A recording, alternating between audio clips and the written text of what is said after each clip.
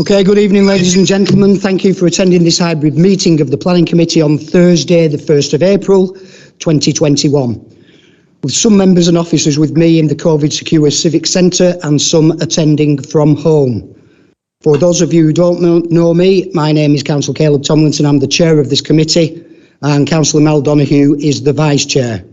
This is an audio and video meeting. It is being recorded and the stream will also be live on YouTube. The web address for this is displayed on the agenda for the meeting. If you have joined the meeting because you are a member of the public who has registered to speak, please note that you have a time limit of 4 minutes.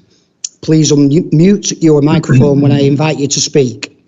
The Shared Legal Services team leader, Alex, will operate a stopwatch and will confirm when your time runs out. You should then finish, or if in the middle of making a point, wind up within a few seconds and finish speaking. After each report has been presented and any speakers have made the representations, I will bring the application into committee. If any committee members wish to speak on an application, you should use the raise hand function to notify our moderator, and I will then invite you in order. Alex will repeat the motion before the vote is taken to ensure everyone is aware of what is being voted on. I will call each member alphabetically to vote and Alex will confirm the outcome of the decision. Please can I ask all members to confirm they can see, hear and speak before the meeting begins. I will call your name alphabetically. Councillor Will Adams. Yes, Chair. Councillor Mal Donoghue. Yes, Chair. Councillor James Flannery. Yes, Chair. Councillor Mary Green. Councillor Harry Hancock. Yes, Chair. No. Councillor John Hesketh. Present, Chair. Councillor Chris Lomax.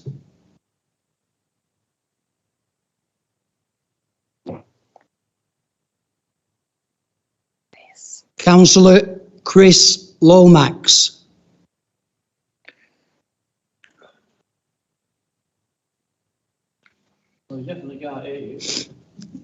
Councillor Chris Lomax.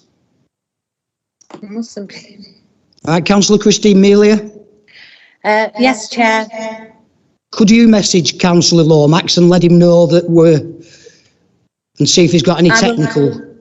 I will do that. Okay, thanks for that. Councillor Phil Smith. Yes, Chair. And Councillor Gareth Watson. Yes, Chair. Okay, and our officers, Stephen Brown. Yes, Chair. Alex Jackson. Yes, Chair. Chris Sowerby. Yes, Chair. Debbie Roberts. Yes, Chair. And Charlotte Lynch. Yes, Chair. Okay, I have apologies for absence from Councillor Caroline Moon. Okay, item... Hello? Oh, sorry, Councillor Mary Green? Yeah, I'm here, Chair. Okay, thanks for that, Councillor Thank you. Mary Green. Okay. Apologies, I'm now on. Okay, thanks for that, Councillor Lomax. I'll forgive you this time. Again. All right, item number 3, declarations of interest. Have we had any declarations of interest? No, can I just advise members, if an application is in your ward, you do not need to declare an interest in it. You only need to declare an interest if you're known to the applicant or you have family relatives. Okay? Okay, item number 4, appeal decisions. Stephen. There are no appeals this occasion, Chair. Okay, thanks for that. And moving on, item number 5, minutes of the meeting held on 11th of February 2021. Could I have a proposer, please? Propose approval. Councillor Smith. Proposed, Chair. Oh, everybody's proposing. Yeah. Yeah. Are we all happy? I'll second those, Chair. And Councillor Smith's happy. Let's go to the vote on that then. Councillor Adams. Yes, Chair. Councillor Donoghue. Yes, Chair. Councillor James Flannery. Yes, Chair. Councillor Mary Green, Yes, Chair. Councillor Harry Hancock, Yes, Chair. Councillor John Hesketh, Yes, Chair. Councillor Chris Lomax, Yes, Chair. Councillor Christine Melia, Yes, Chair. Councillor Phil Smith, Yes, Chair. and Councillor Gareth Watson. Yes, Chair. And I'm in favour of the minutes, so I'll sign them. Thank you.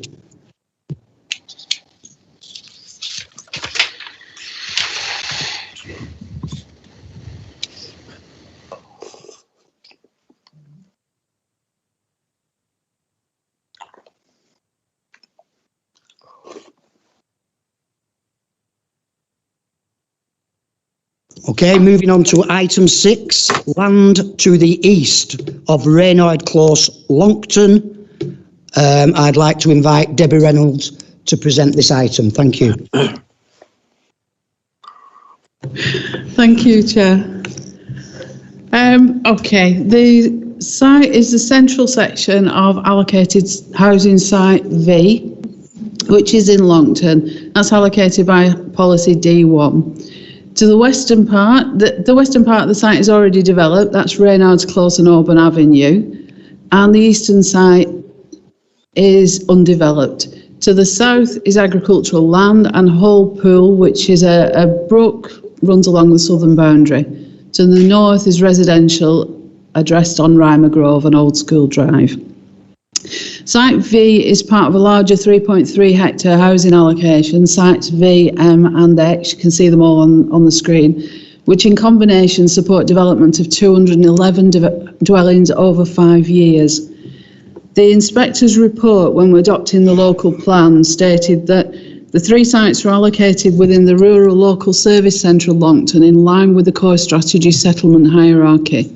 And although it was criticised in representations comprising greenfield site, they are necessary to ensure a 5-year deliverable housing supply and that sufficient housing land is provided within the plan period. Members were appraised of the 5-year supply position in training last night. Okay, the proposal itself is, I beg your pardon, this is at the same site, but showing site V before it was developed. So these 3 are all combination site V. Okay, the proposal is for 33 dwellings with associated works and access from Reynold Close on the western side. Reynold Close is a small spur of 2 properties off Auburn Avenue, and it's a natural extension to that spur. Inside the site, we've got a T-shaped row with cul-de-sacs at either end. 6 apartments will be in the top northwest corner with communal parking and gardens, and there is garage and off-road parking to adopted standards for all other properties. Electric vehicle charging points will be secured by condition for all with a driveway and to 10% of communal parking spaces. Permission was granted in 2017 for improvement of Longton Hall Court Chapel Lane Junction, which is just outside the photograph up here, to enable sites M, V and X. There is some objection to lack of permeability through from Auburn Avenue through to the rest of the site. In good design terms, we would argue that for permeability between Chapel Lane and Reynard's Close, but it would also provide for a rat run between the 3 sites when all are developed, and in our opinion, and in Lancashire County Council Highways' opinion, in this case, that's not necessarily a good thing. We don't want any detriment to existing residents at either end. LCC Highways have no objection to disconnection or to the lack of cycleways. There are some concerns about waste refuge collection in these 2 cul-de-sac ends, but that's an operational issue. And overall, the site is policy compliant in highways and access terms. The operational issue for waste vehicles isn't one that warrants refusal on policy grounds. Whilst this plan's on the screen, reference has also been made to phase 2 in some of the documents supplied by the applicant. This is where phase 2 is identified, and it's greenbelt land. I need to stress to members that that's a standalone application if and when it comes in. It's not relevant to tonight's decision. The decision is purely on the site, which is an allocated housing site. Okay, the proposal provides for 33 dwellings, 6 apartments, 2 terraces of 3 and 21 detached. There is a marked lack of apartments in Longton, and this scheme seeks to address that under provision. There are 10 complementary house types in a mix of 3, 4 and 5 bed houses with 2 and 3 stories, and the height across the site, including the apartments, is around the 10-metre mark. That relates well to the adjacent streets, which are also 2 and 3 stories. Design also reflects that of the wider estate, and it's been designed to secure by design standards with a low density of 22 dwellings per hectare. And that's very low for the borough, but similar to adjacent estate development. And spatial separation accords to adopted standards, including the apartment block, but a little bit more about that later. The scheme includes 35% affordable housing. That's a requirement met by 6 apartments and the 6 terraced units. Tenure's not been agreed, but it will be secured by Section 106, and it would be ideally 70% social rent and 30% shared ownership. Because it's a rural area, we would also expect a local occupancy requirement, and that will be secured by Section 106 as well. There is some public open space in the form of a little bit of green space on the southern edge and grass verges throughout, but it is minimal. There is, however, a significant public open space contribution towards the upgrade of Longton playing fields and school lane playing ground, which has been agreed. From an ecology perspective, the scheme proposes to retain where possible existing landscape, but there are conditions to require environmental mitigation and to maintain distance of the development from Hall Pool. We had late representation was made directly to GMEU, who are the council's ecologist, with regards to incorrect plotting of Hall Pool and ecological mitigation standards. We've had a lot of discussion with GMEU, and they're now happy that Hall Pool is correctly plotted, and as it's a main river line at this point, offset standards are precautionary, not mandatory. So subject to the minimum offset condition, which is on the update sheet before you, the ecologist is now satisfied. There is also some objection that trees on the plans misrepresent privacy levels to occupants, and whilst relevant, tree screening between properties hasn't been taken into account from a privacy perspective, but all plots do comply with the distances required by policy for spatial separation. There's just the existing street scene. As you can see, there are large properties in the main 2 and 3 story units. In design terms, the proposal complements the wider area well. This is a view of the main site facing west from Reimer Grove. That's the cul-de-sac in the north. The same view, but it's an older Google Street image. There's less vegetation on this photograph, so you get a better idea of the entire site. This is the central part of Site V, and this is the bit that's not being developed or doesn't form part of the application. It's just this section. And the eastern side, again, there's the undeveloped side is beyond this hedge line here. This is the proposed access point viewed from Reynold's Close. As you can see, it's a natural extension to an existing wide road. Okay, we've had some objection to the relationship of number 1 Auburn Avenue, which is in the red circle, to the proposed apartment block, which would go roughly here. There is also on this aerial view this structure, which isn't shown on proposal drawings. The apartment elevation facing these would be 3 sets of windows. I beg your pardon, 2 sets of windows, 1 on either side, and a central stairwell. This slide is an extract from the proposed site layout. The residential design SPD requires 13 metres between a first floor facing window and any blank wall or gable, and that includes walls where windows are present but not to habitable rooms. It also requires 21 metres between directly facing habitable room windows. For clarity, the original house type plan of number 1 Auburn is shown, but for this application the relevant measurements are the northern apartment windows to the gable end, which is the blue dot on the site layout. That's just over 16.5 metres, and we need that to be 13 metres. The central stairwell to the gable is 13.8 metres, and we need it to be 13. The stairwell won't face the bedroom windows, which are identified by the green dot, directly, but because there is an indirect relationship, we've asked for an obscure glazing to the stairwell. It is policy compliant. This is a precautionary condition. And the third measurement is the southern bedroom window to the apartments to the bedroom on number 1 Auburn, again with the green dot. That's a little over 23 metres, and we need 21 metres. The property also benefits from screening and the existing buildings shown on the last slide, and spatial separation to this and other properties on the development is policy compliant. We have 113 letters of representation, 103 are objecting, including Longton Parish Council, 9 in support and 1 is neutral comments. Some objectors and supporters are out of the area and wouldn't be affected in any way. And in fairness, we should note that many of the objectors are from occupants of properties also in allocated site V, which is it's the same housing allocation. We've no objection subject to conditions from statutory bodies.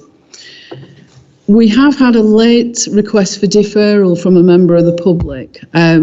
Firstly, because they state that the Chapel Lane entrance is set in policy. That's incorrect, and the Chapel Lane entrance is not set in policy.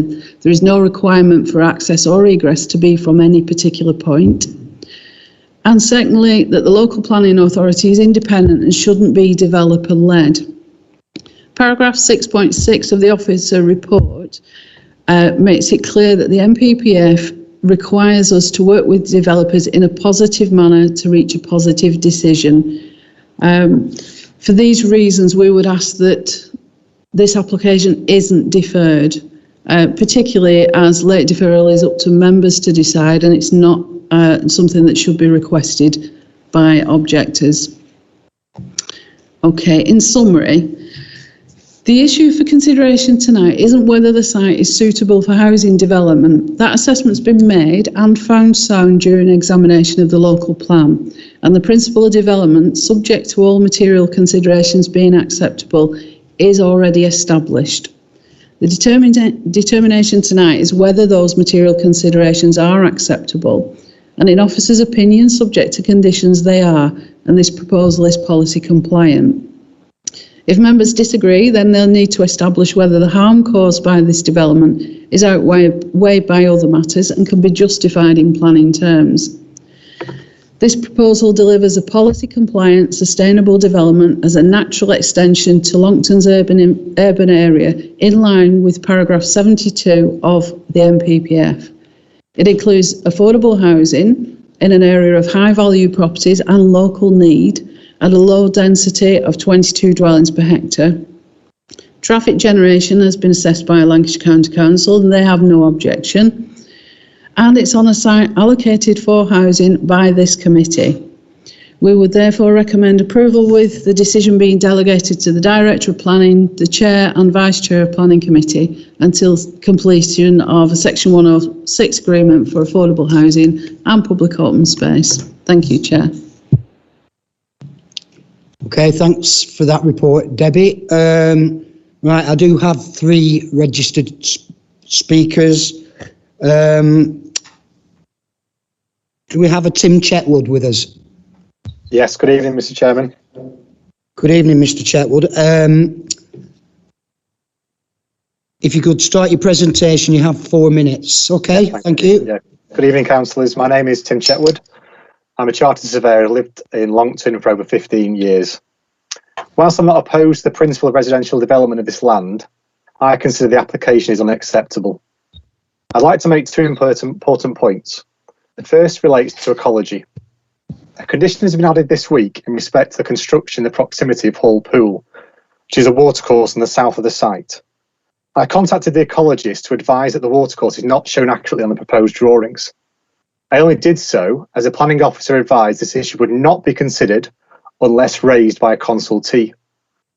The applicant suggested the watercourse is not shown due to the southern boundary being under dispute. With respect, I disagree.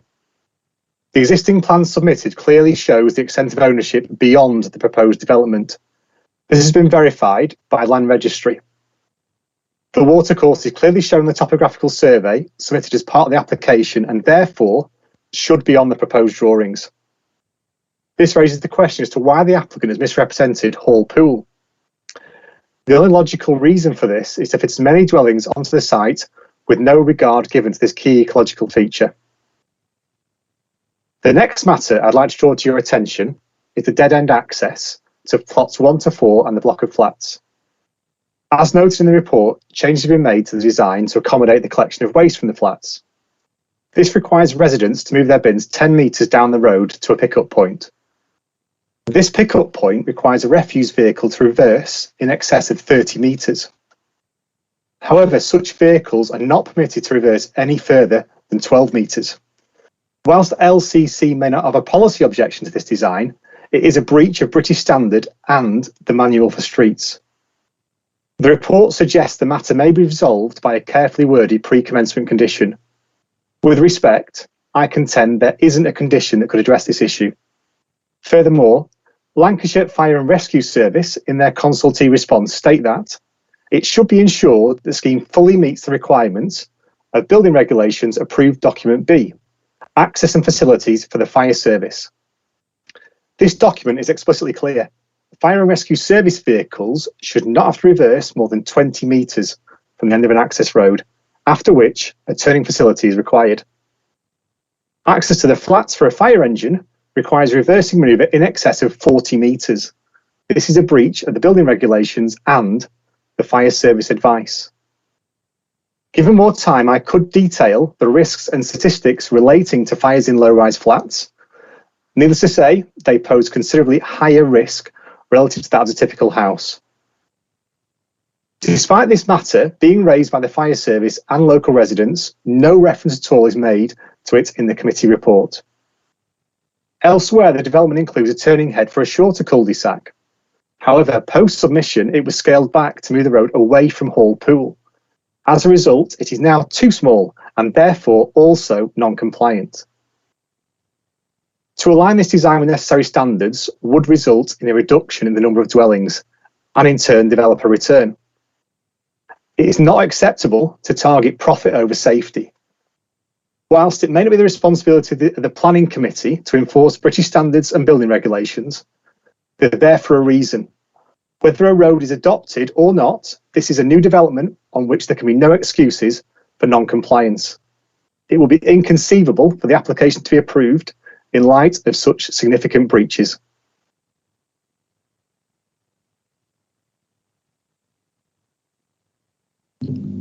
Okay, okay, thanks, thanks, Mr. Chetwood. Do we have a Michael Fish? Yeah, here. Hi, Michael Fish. Would you like to start your presentation, please? 4 minutes, thank you. Thank you. Firstly, I'm Michael Fish. I'm the resident at number 1 Ober Avenue. And I want to be clear, my primary objection is the overbearing nature of the flats, which fail to afford adequate privacy for mine and neighbouring properties. My objection is not against the development of the land, which I know has always been part of the future plan. The cited block of flats has been a major point of contention since the plans were made public. The flats have been tucked away to the northwest part of the development, close to existing residents. Why couldn't they be placed at the far side of the development? The developer wants to put them there so they can capitalise on the high value real estate of the southeast. This has resulted in poor design, resulting in other knock-on effects. including unsuitable road access and some of the issues already brought to you by Tim. The proposed flats are affecting a number of residents. These are primarily along Rymer Grove, my neighbours Mike and Carmel on Reynold Close, and of course myself and my family at 1 Auburn Avenue. These flats will be directly overlooking my private gardens and have direct views into all rear habitable rooms of my property, including kitchen, dining room, living room, and the bedrooms of my 2 young daughters. I commissioned a designer to bring these plans to life, and the result clearly shows a real life experience, not only from my garden, but from my daughter's bedroom, as can be seen in the backdrop behind me. The result is a complete lack of privacy for my family. I would like to draw your attention to several misleading statements and items that are factually incorrect in the report that need to be considered as to whether these are indeed suitable for passing. The report states the distance between bedrooms needs to be at least 21 metres, and that the distance on the proposed plan is around 25 metres. This is factually incorrect. The distance between my daughter's bedrooms window is less than 19 metres from the direct line of sight of the 2-bed flats. I have had this verified by an independent chartered surveyor using A1 scale plans of the development. This is really significant. The distance is so small because the flats themselves are extremely close to the boundary, only 5 metres away, 5 metres. The planner's report even refers to, albeit a small communal garden. Again, this is a knock-on effect due to the situation of the flats. The only shielding between the flats and my property is a hawthorn hedge that is the boundary. This will provide no privacy whatsoever. The planning officer refers to some obscured glass in the stairwell to provide a level of privacy. And this has already been misleading so far tonight, that stairwell is on the other side of the flats. This side of the flats has got no stairwell windows. The whole orientation was wrong what was shown previously. All the windows on this side will be actually clear. Let's look at the height of the flats. Eaves at 7.8 metres. This is approximately 50% higher than the eaves of any surrounding houses. The report states there are other 3-storey properties on the older part of the development. This is correct. But what it doesn't mention is that these houses only have dormer windows in the roof to the front of the properties. The rear of the properties are 2-storey windows and separated from houses behind by adequate sized gardens. I would also like to add, there are no other 3-storey flats of this nature in the entire village. So in summary, there's 2 key things I want to bring to your attention and for you to take into account. One is the inaccurate measurements and the actual proximity of these flats, which does not meet the distance required between habitable rooms. With these measurements being wrong, how certain are we of the accuracy of other measurements? Secondly, the direct contravention of policy G17, design criteria for new developments, to quote, that a proposal does not have detrimental impact on neighbouring buildings or on the street scene by virtue of its design, height, scale, orientation, proximity, all of which apply here. The development should not cause neighbouring property to be lending to undue overlooking, overshadowing, or an overbearing effect. This is also evidently clear. Thank you for your time. I pray that logic, common sense and accuracy overrule what is decided. Thank you. Okay, thanks, Mr. Fish. Okay, do we have Lea Gilluli? Yes, Mr. Chairman. Would you like to make your presentation for 4 minutes? Thank you. Good evening, councillors. My name is Dr. Lea Gilluli. I live on Reynold Close in Longton. I'll start by saying that we support the building of housing in Longton to ensure it remains a vibrant and welcoming village. But what's needed is housing which is well thought through and based on principles of best practice, both sadly lacking in this proposal. Concerningly, the plans submitted clearly display this development you're considering today as Phase 1, with plans for an additional 39 houses in Phase 2 on greenbelt land no less.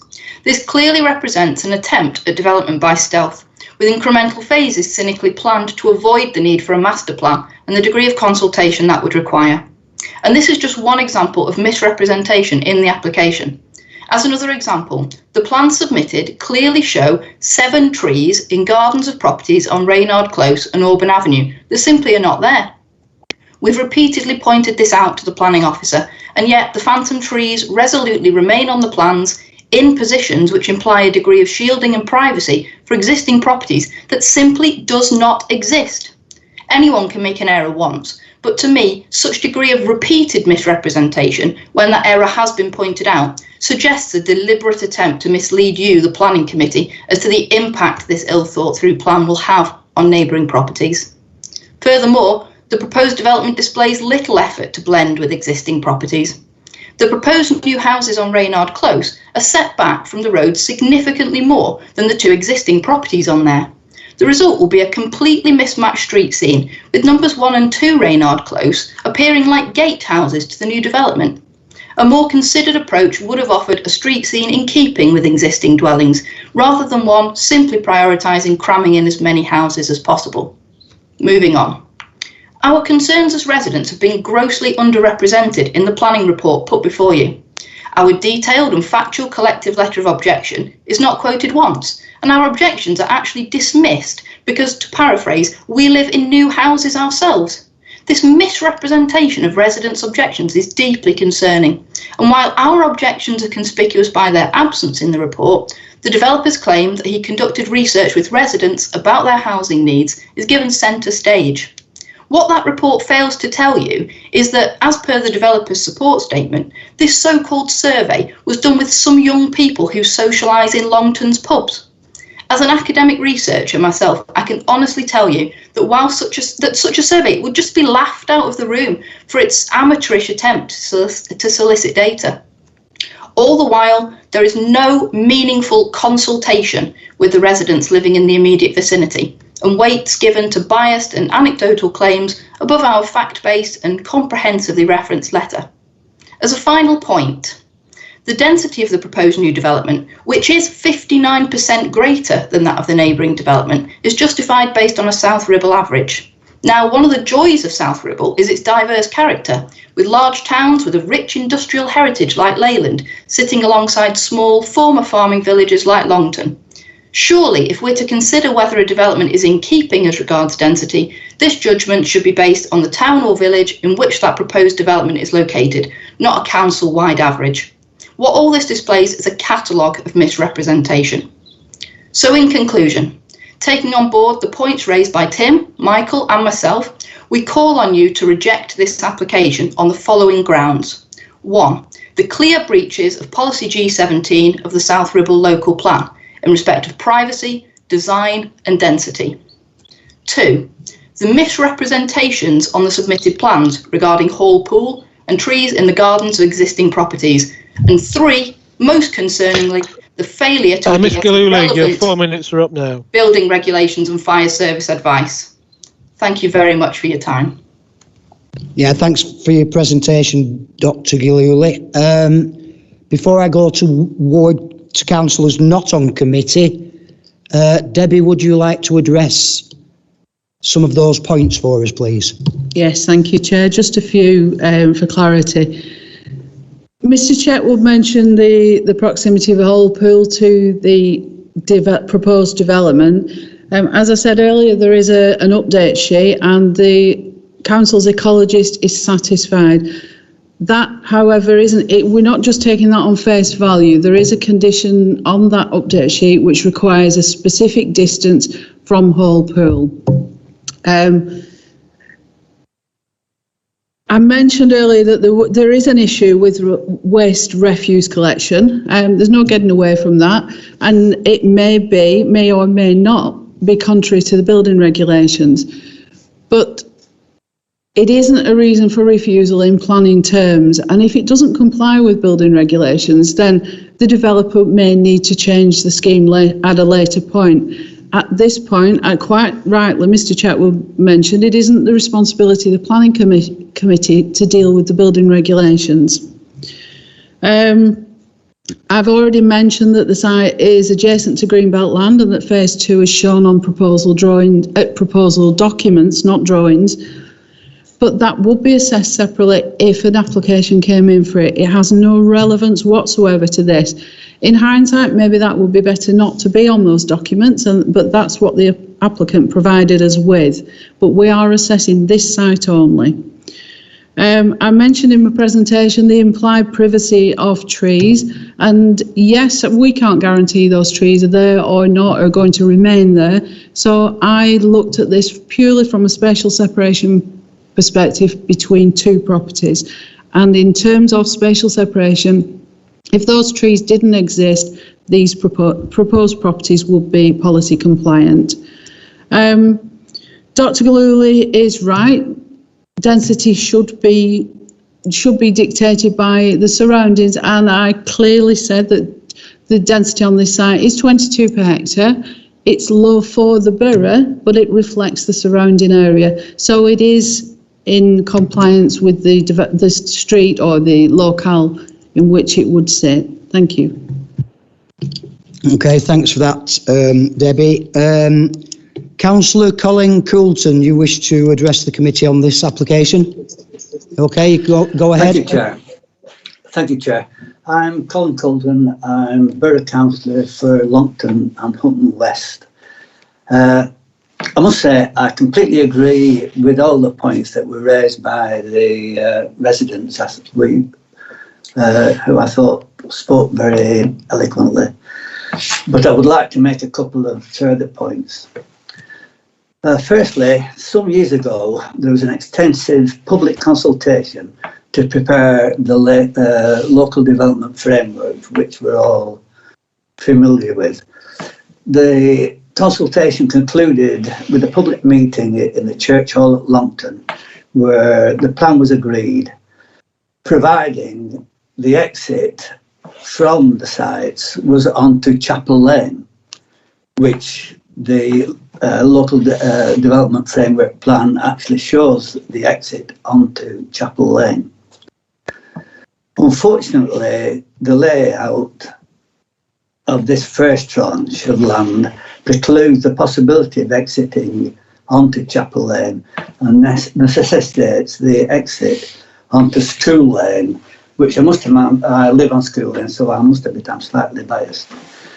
And then onto the busy and problematical Chapel Lane junction, the School Lane, Chapel Lane junction. This junction was reconfigured when they built the houses that Reynold Close forms part of.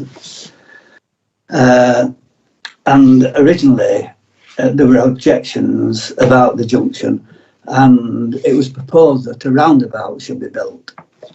But when the LCC went into the proposal for a roundabout, they found out that there were problems with underground services, and it wasn't possible to build a roundabout. So that's how we finished up with the present junction.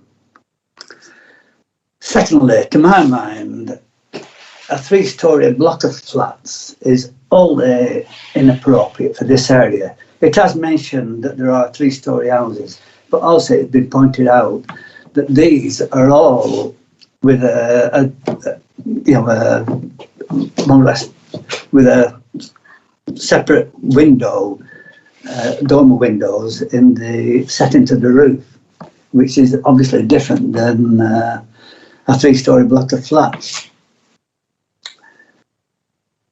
However, if the flats have to stay as they are and more suitable housing cannot be built, perhaps an example could be townhouses, the layout should be reconfigured to take into account all the objections that the residents have put forward, and particularly around the block of flats.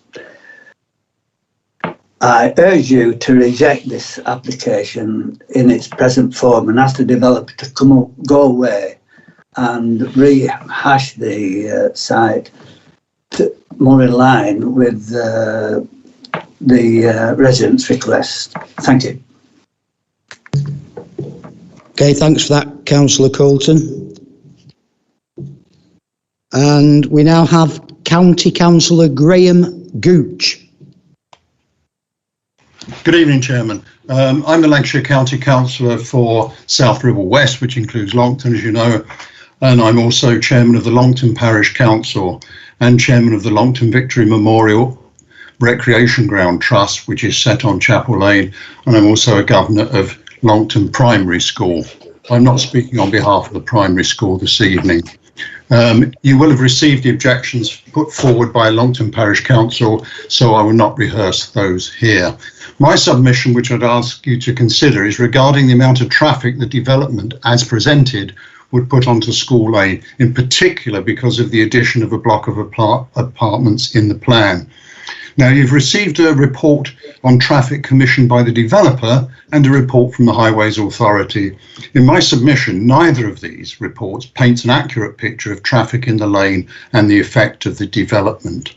The report of the developer shows a photograph of an empty road devoid of traffic. I can only think it was taken at 4 a.m. on a Sunday morning, and I'm only surprised they didn't Photoshop some tumbleweed into it. Now, I fully appreciate that the consultants would wish to paint a picture most favourable to their client's application, but as it stands, it seems to be intended to mislead this committee. As you will be aware, School Lane has a traffic regulation order in place banning all motor vehicles except for access. Now, I have not seen this enforced once in the past 30 years, but in effect, the number of places to which access is allowed makes the regulation virtually pointless. School Lane gives access to all the houses along it and the ever-increasing number of turnings off it. It gives access to the school for children being dropped off and collected, for staff and service vehicles, and in normal times coaches taking children swimming and on trips.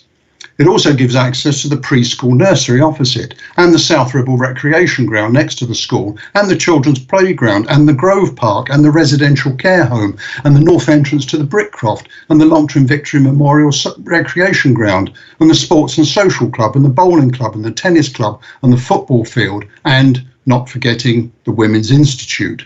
School Lane is a busy thoroughfare, not a quiet country lane. Now, I note the calculations on traffic levels contained in the Highway Authority report rely on the North Preston formula. I suggest that this formulaic approach is not helpful in this case. This is not North Preston, and those familiar with the developments there will know that the new roads were built and others widened to carry the additional traffic generated by those developments. That is not the case here. If we look closer to home, the development in the parish of Little Hall along Jubilee Way does contain apartment blocks similar to the one included in this application. The big difference is that traffic from that development is decanted onto Liverpool Road, not onto a narrow lane. Now, I appreciate that this area is planned for development under local plan, and I appreciate developers want to squeeze as many dwellings as possible into the area to enhance profits. However, I submit that the inclusion of the apartments will put an undue demand on the local roads and their users. As a final point, I would just ask that a condition is placed on any permission granted to forbid the movement of heavy lorries to and from the site during the school opening and closing hours, as eight-wheelers and small children do not mix well. Thank you, Chairman. Okay, thank you, County Councillor Gooch. Debbie, would you like to address some of those questions? Yeah, thank you, Chair. Just a couple of small points. Councillor Coulter mentioned the Chapel Lane exit.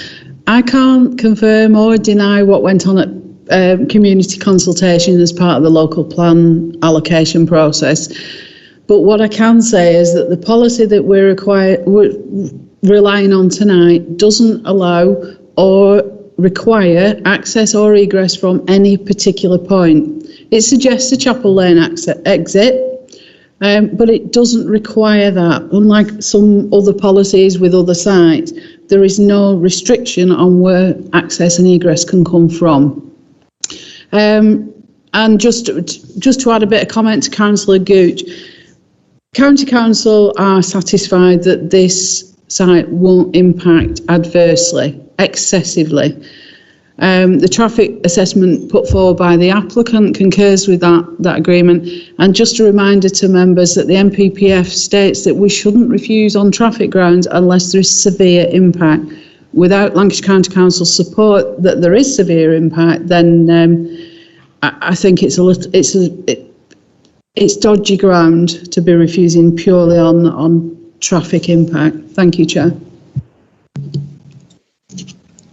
Okay, thanks for that, Debbie.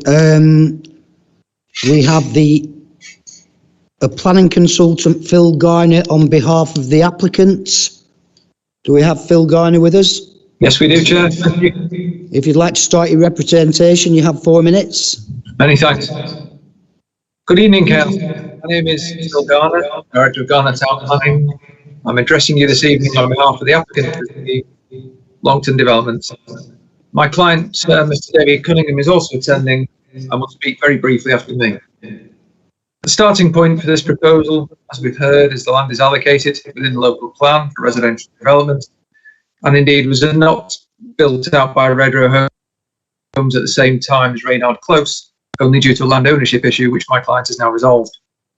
This is a long-standing housing allocation which sits alongside the other allocations to the east, and the provision of 33 new homes at the site is therefore wholly in accordance with the local plan and will contribute positively to the housing land supply. In addition, it will assist the council in resisting the development of non-allocated sites, which is a current issue for the authority. I am aware of the extensive comments made by members of the public and fully respect their right to do so, but I would stress that no objections are placed before you by any council officers or consultees, as reflected by the committee report, and the update sheet which Debbie referred to also confirms the Greater Manchester Ecology Unit have not raised any objection. The scheme includes affordable housing within its layout, 6 apartments and 6 houses, thereby fully complying with the council's policy for such dwellings and assisting in meeting the need for Longton, which currently has property values higher than the national average, making it difficult for younger residents who've grown up in a village to get onto the property ladder with their first home in the area. The layout of the scheme has been prepared to be appropriate in regard to its relationship to the adjacent dwellings, as confirmed by the planning officer's comments and the earlier diagrams that were shown to you, and a variety of properties are proposed within the layout to avoid uniformity and to add interest to the development. In respect of apartments and houses in both 2-storey and 3-storey buildings, to reflect a similar mix of heights of nearby houses on Old School Drive and Rymer Grove.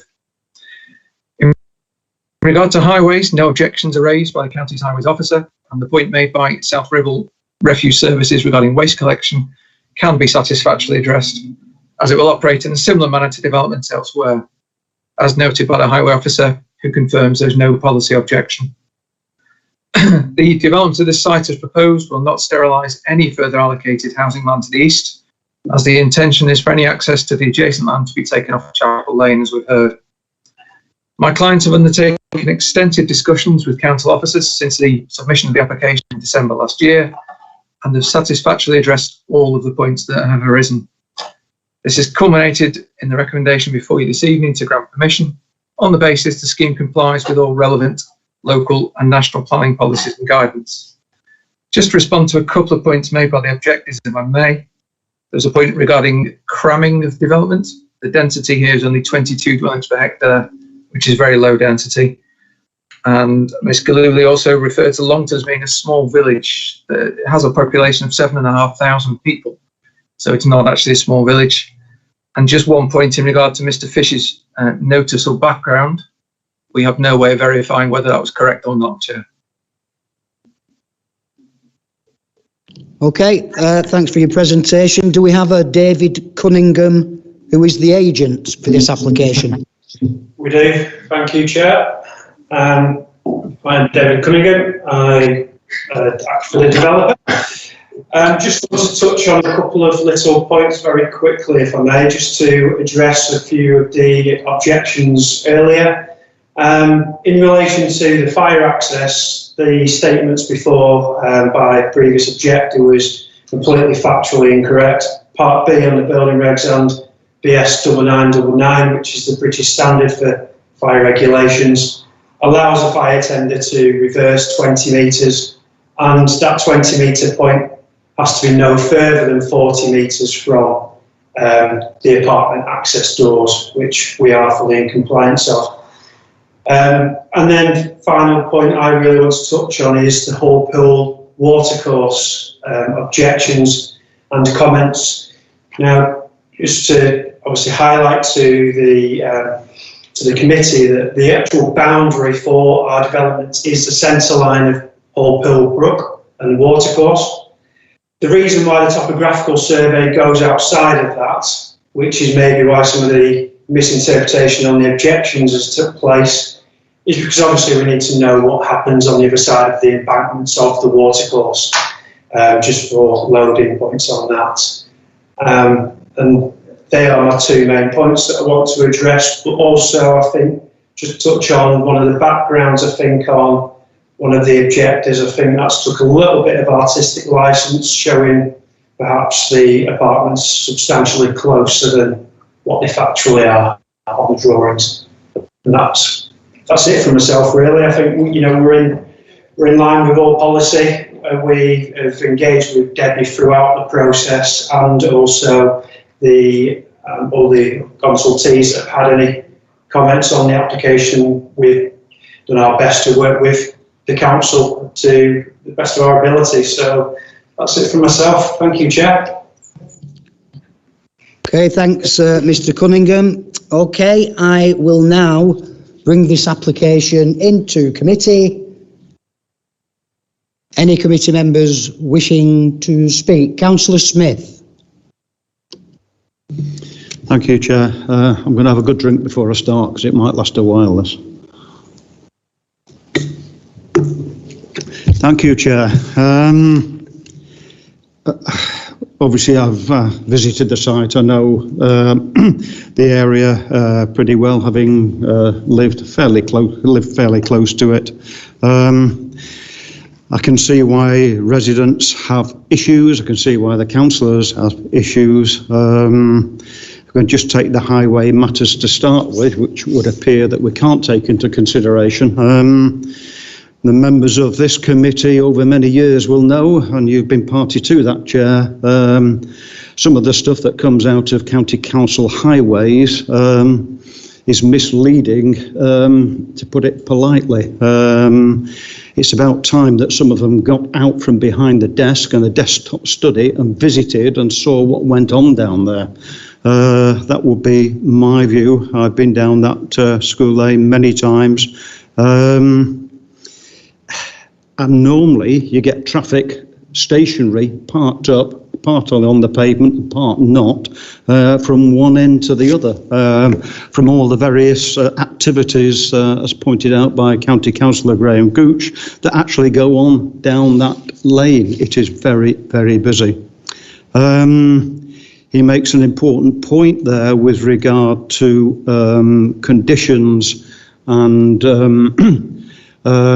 about not having any activity for, was it heavy goods vehicles or site vehicles at school opening and closing times. It would be almost impossible to get down there. So that might be something, if it does go through, if it is accepted, might be worth considering. With regard to Hall Pool, to me, I'm not sure whether I agree with that. Some of the land drainage systems and dikes and things that are in the Western Parishes area, of which I belong to, are significant drainage and systems. And they need more than just a little coat of gaze, I have to say. We've seen them in the past where they've been not looked at carefully enough, and cause all sorts of ecological problems. With regard to the block of flats, some will call them block of flats, I have to say, again, I've been down there today again, and I walked around that site, and I've looked around Longton just to refresh my memory, although I'm down there most days. The three-storey buildings, or the three-storey houses, are three-storey, some of them. They are significant build. But mostly, from what I can see, they've either got sort of Velux-style windows, or they've got sort of a small dormer set in the roof, which is a different thing altogether. And then when you look at the position and orientation of those houses, they're not actually overlooking anybody. They're either overlooking the fields, overlooking their garden, and a road and somebody else's garden. So there's a significant gap between those houses. So I don't agree, and I think that a block of flats on that site is not called for. We welcome the affordable housing on the site. And to me, something that might rectify that, and I'm being told we're not allowed to make recommendations, but to turn those into affordable housing at the right sort of level would make a significant difference to the people there. Some of the distances between, and now I'm looking at that Auburn Avenue, and the housing there is at its minimum, and in one case it's less than its minimum. So why does it have to be less than its minimum? Why can't it be above the maximum? I'm afraid if you start with a clean sheet of paper and design this, it is a badly designed site where it affects the local community greatly. The business of the bins, whilst it might have happened somewhere else, it doesn't mean that it should happen on this site. And I think it's wrong to be able to have to wheel bins, however many metres it is, into a public area to be emptied by the refuge vehicles. It just seems totally illogical. We should not be passing applications like that. And to me, it is just poor design that has allowed that to happen. And with regard to that unadopted part of the highway, it's not clear to me who would be responsible for maintaining that in perpetuity. It seems to me that it could fall on the residents of the affordable housing if something went wrong with it. I don't know that, but maybe that will be confirmed later on. So I have lots and lots of issues. I have issues with the, and I think, and again, I'm not quite clear on that, and I'm sure Debbie will make it clear with regard to the charging points on there. I'm assuming that every house will have a charging point, but when we get to the affordable housing, as it says in the open parking spaces, it gets 10%. Well, it looks to me as though there's something like 9 parking spaces. That means they get less than 1 between 9 places. Now, again, I don't know whether that's going to be a public charging point where you take your credit card in or whatever, but it's certainly not attached to a building and not attached to a house. And to me, it raises significant problems. So for me, I'm going to propose refusal, Chair. Refusal on the grounds of G17, that the proposal does have a detrimental impact on the existing buildings in the area, and I think probably condition 18 of the NPPF, no, if I get this right, hang on a second, Chapter 12 of the MPPF, which requires good design attached to great importance to the design of a built environment. To me, and it is a shame for this, as it could have been a lot better than it is. It fails on both of those counts, Chair. Thank you. Okay, thanks for that, Councillor Smith. Debbie, would you like to address some of those points, please? Yeah, thank you, Chair. Just a couple. The charging point issue. We don't actually, as a council, have a policy that sets down a figure for electric vehicle charging points. Our standard practice is for every property with a driveway and for 10% of communal spaces. It is possible and it is achievable, but the developer will have to find some way of achieving that, and that's part and parcel of the conditions we put in. The other point is about the unadopted highway. The short spur on Reynold Close isn't adopted, and as such, this site couldn't be adopted. But if, with Chair's agreement, I'd like to ask Mr. Cunningham to confirm we spoke the other day, and I believe there is some arrangement in place for the Reynold Close bit to be adopted with this site. Could I ask Mr Cunningham to come back, Chair? You certainly can, Debbie. Thank you. Thank you, Chair. That is correct. We can trigger the adoption of the existing highway, and obviously we will put forward our road networks within our development for adoption approximately 12 months after practical completion. Now, there will be 2 small sections of a unadopted highway where the turning head is on the southern end, and likewise at the northern tip nearest the apartments. Now that will sit in a management company and be maintained by the management company, not the affordable. Okay, thanks for that clarification, Mr Cunningham.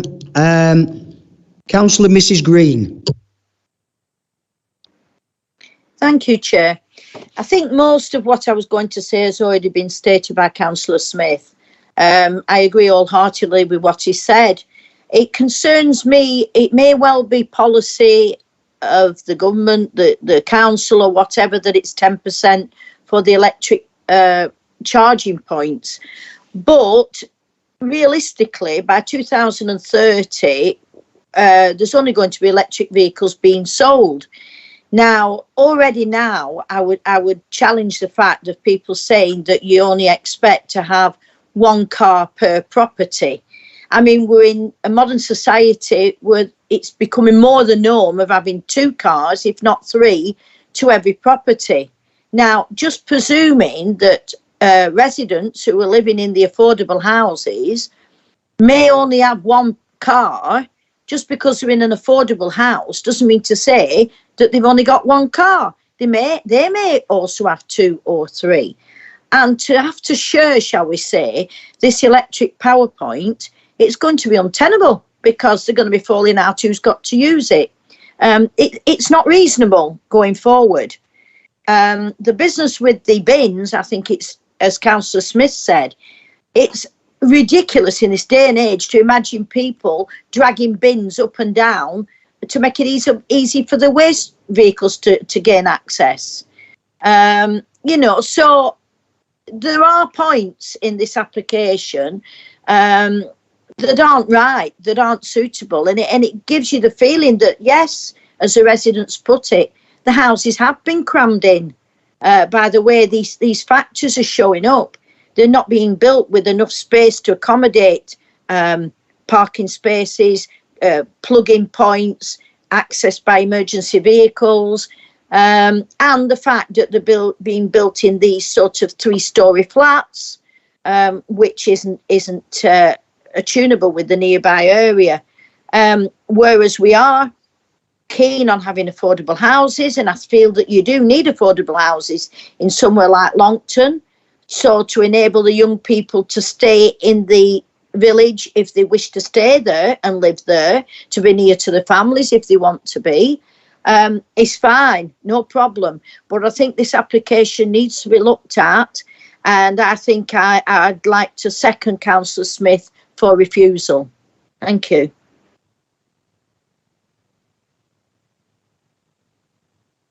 Yeah, Debbie, would you like to come in on that? Yeah, thank you, Chair. I think there's been a bit of confusion about the charging points. There is no correlation between charging points and affordable units. The communal charging points are for areas with communal parking, whether they are market houses or affordable houses. Similarly, if there is a driveway to an affordable home, that also will require a charging point. It's not that affordable houses don't get them and market houses do. That's not the way it works. And just to confirm it, it's a very low density of 22 dwellings per hectare. We've got a borough average of 35, 36 per hectare. Thank you, Chair. Okay, thanks for that, Debbie. Councillor John Hesketh. Thank you, Mr. Chairman. I represent Longton and Hutton West. As we all know, this site in actual fact has been earmarked for development in the future, not necessarily saying that the way it's forward this evening. We in South Ribble have always prided ourselves in providing sympathetic additions to existing houses. In this case, we aren't doing that. My main objection to this application is this big carbuncle of a unit which is right next door to existing houses. Something that we've always tried to avoid in the past. We've always tried to be sympathetic when we've joined one estate to another. It's out of character and it is detrimental and it's overriding this particular unit. Now, should this unit be built, why is it that it can't be located on the extremities of the new site, which would be well away from the existing houses at the moment? I can't get my head round why this unit has been built next door to the houses. It should have been further away. So I feel that we should go back to the developer and give him an opportunity to redesign his site and come back at a later date with a rejigged application, Mr. Chairman, because there are several anomalies within this application that I don't agree with. And I'll follow up with Councillor Smith and so forth as far as refusal is concerned, and Councillor Mary Green. Thank you. Okay, thank you, Councillor Hesketh. Would you be, Councillor Hesketh, are you still there? Yes. Yes. Would you be happy for a vote of deferral so the applicant can go away and redraw? I would like him to do that, yes. I would be happy if he would, yes. I'm just going to bring Steve... But certainly I don't want the carbuncle where it is. Thank you. I'm just going to bring Stephen Brown in, if I may. Yes, thanks, Chair. I think there's two issues here, isn't there, in terms of the neighbour representations and the discussion. There's the matters of judgment, and then there's the matters of fact. Now, we've heard clearly the speakers say they're doubting the relationship of the flats to their property based on advice of a charter surveyor, and we still seem to have this issue of dispute as to the relationship to the watercourse. So what we don't want to run the risk is of making a decision based on information that is disputed, and in those circumstances I would urge deferral, and then that would give us an opportunity, a mandate to go back with the views of the committee in terms of any concerns that have been expressed tonight, and we can then have that ongoing discussion with the developer. Thanks, Chair. Yeah, thanks for that, Stephen. Councillor Adams. Thank you, Chair. Thank you, Stephen, for that. I think that was very helpful. I think some of the, thank you also for the residents tonight. I think it's always great to hear to your view, and I'm very sympathetic also to some of the points raised.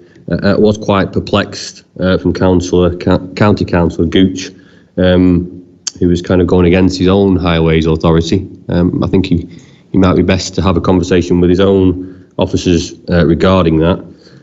I think what we have to do is we can only see this with the information in front of us, and obviously with the comments of the residents also taken into account, which I do take greatly into account as well. I think the way spins, I think, is a non-starter for me, to be honest. I think as a young kid who lived in Broadgate, I think I had to drag the bins hundreds of metres rather than tens of metres. So for me, that's a pretty irrelevant point.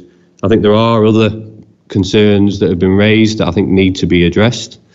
And I would support our officer's view, or certainly Stephen Brown's view, for deferral to ensure that those concerns can be raised with the developer, and for the appropriate action to be taken, which hopefully mitigates those concerns as well. So I would say at this point I would propose deferral, Chair. Thank you. Okay, thanks for that, Councillor Adams.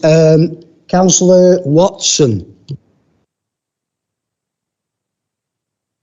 Thank you, Chair. Can you hear me? My internet connection's a bit funny. Hello? Yes. Yes, we can hear you, Gareth. Councillor Watson. Thank you. So I'm happy to actually second the proposal for deferral. I think, particularly in relation to, for me, the fact that we've got the 3-storey houses, which aren't really in keeping and are potentially very overbearing on the properties behind it. That's a big concern for me. I'm not quite as dismissive of the waste collection issue as in moving those things down to a communal area. If it can be redesigned so that can be eliminated as an issue, I would prefer that. And obviously, there's that mention of the fire brigade and so on, but having to reverse up a longer area, and certainly a redesign in that respect to try and improve access for fire safety. It seems a very sensible approach, and obviously, as they've mentioned, the water courses as well. So I'm quite content to second, as I said, the proposal for deferral. Thank you. Okay, thank you, Councillor Watson. Councillor Flannery. Thanks, Chair. Just a minor observation. As Councillor Adams said, the residents' views are always pertinent. But just a little bit of advice to the applicant. If you're going to come and develop into the communities in South Ribble, please do everything you can to work with the residents, because you come and go, the residents stay there. So I just think it's something which just needs to be taken on board, because what we've had tonight is residents saying one thing and the applicants saying another, which has resulted in what looks like a deferral. So I think a little bit of time and effort to going into that partnership would save everyone. So just an observation, but thanks, Chair. Thanks, Councillor Flannery. Right, so we had refusal, Councillor Smith. It was seconded by Councillor Mary Green. And then an amendment was proposed by Councillor Adams, the deferral. And that has been seconded by Councillor Watson. So we will go to the amendment first, which is for deferral, so that the applicant can come back with improved drawings and an improved actual whole plan. So this is for, Councillor Smith, before we go to the vote. Yeah, thank you, Chair. I think maybe provided these discussions are sensible discussions. I just look at the bottom of page 7 of the officer's report, and it says pre-application advice has not been sought by the developer for the development, and I think that's a big mistake on the developer's part, to be quite honest. If there's not been a pre-app on something that's obviously going to be fairly controversial, I just wonder whether there's a will for that. I'm still certainly tempted to go with the refusal, but it makes it a bit more difficult, obviously, with the amendment. But anyway, we'll see how that goes. Thank you, Chair. Yeah, if I can bring the agent back in, Dave Cunningham, do you have anything to comment on that? The pre-application advice has not been sought for this development?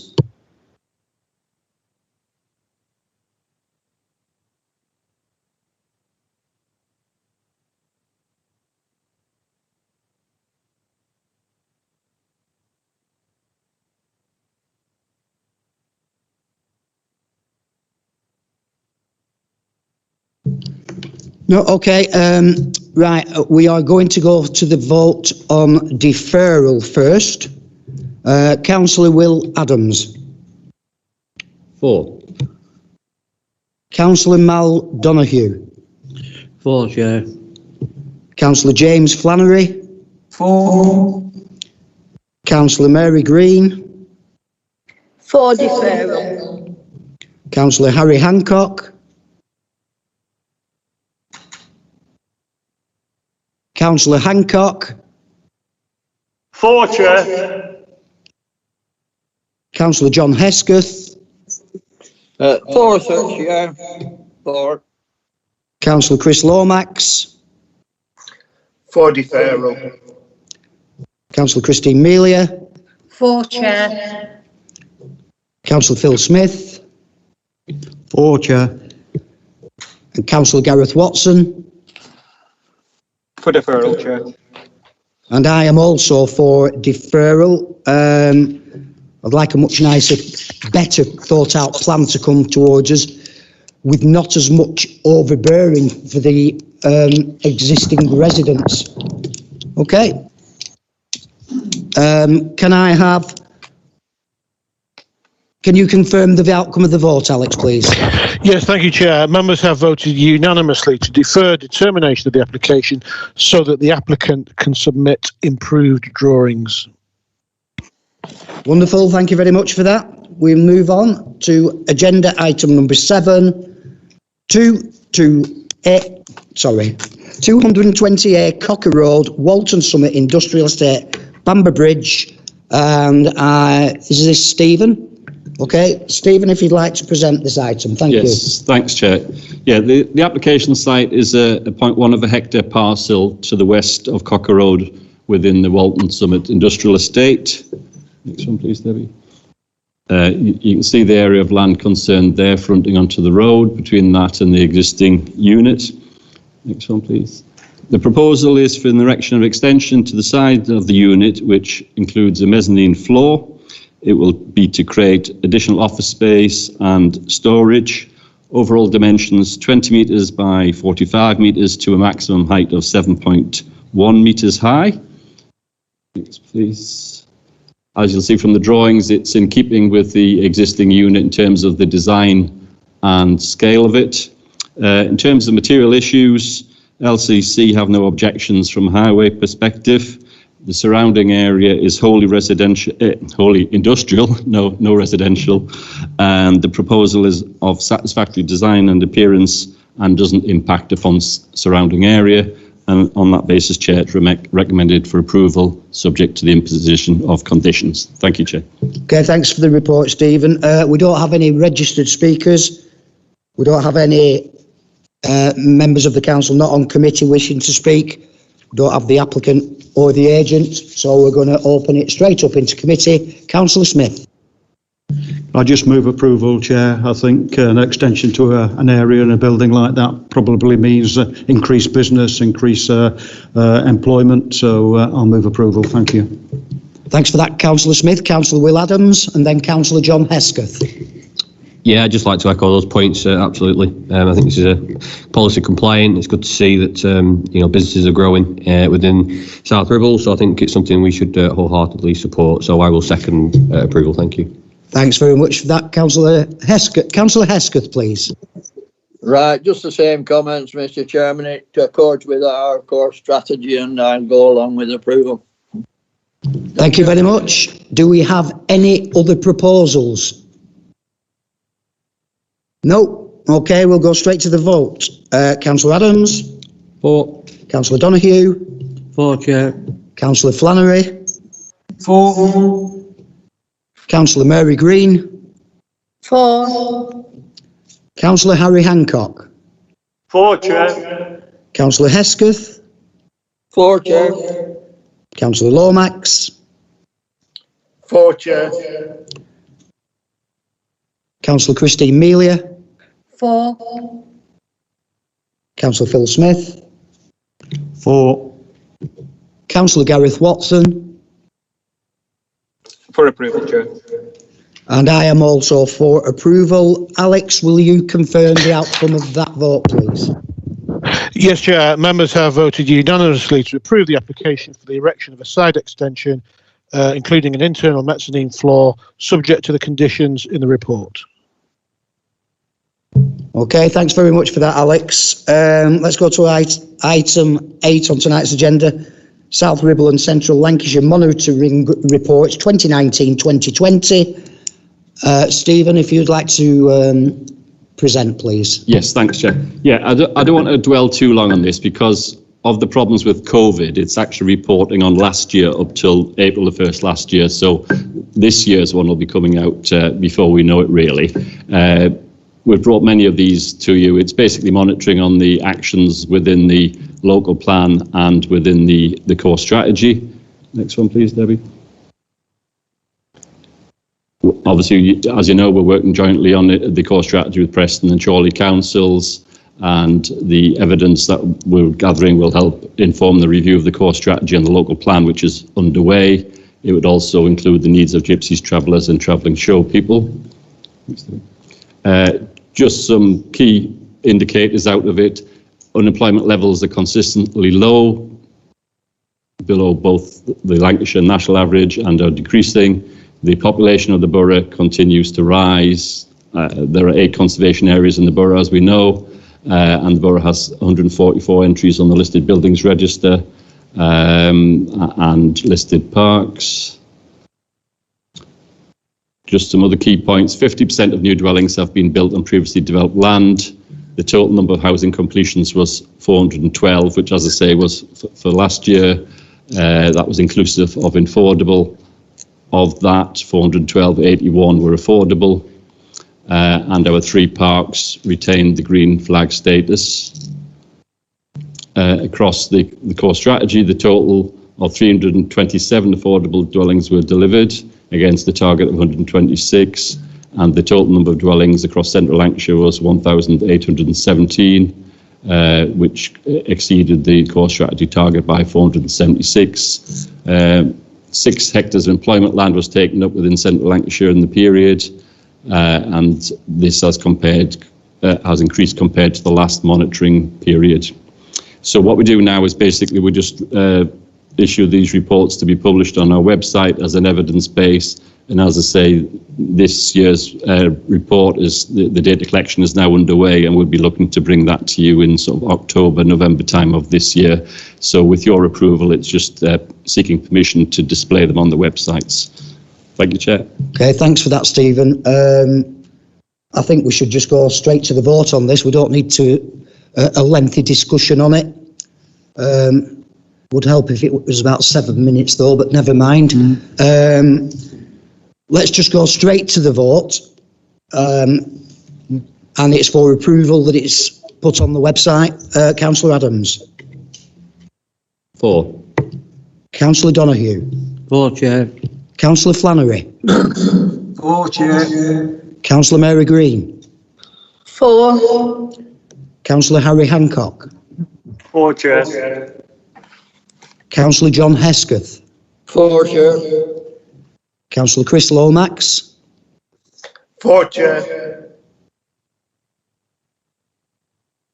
Councillor Christine Melia. 4, Chair. Councillor Phil Smith. 4, Chair. And Councillor Gareth Watson. 4, Chair.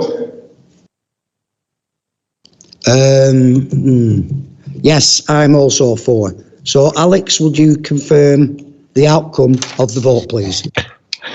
Thank you, Chair. Members have voted unanimously to approve the draft monitoring report to note that it be approved for publication on the Council's website, and secondly, the authority is delegated to the relevant director to make minor amendments prior to publication.